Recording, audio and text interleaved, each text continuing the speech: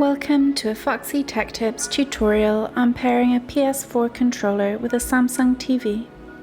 If you find this video helpful, please consider subscribing to my channel and liking the video.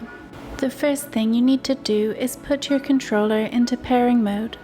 You do this by holding down the PS button and the share button at the same time until the LEDs start to flash. Now on your TV remote, tap the home button and navigate to the left until you get to source and tap the up arrow. Go to connection guide and tap OK to open it. Select input device and then select Bluetooth device. Tap next, then tap setup now.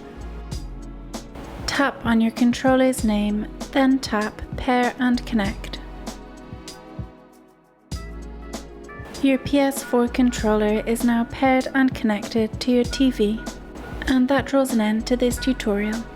Please like the video if you found it helpful and subscribe to Foxy Tech Tips for more Samsung TV tips and tricks.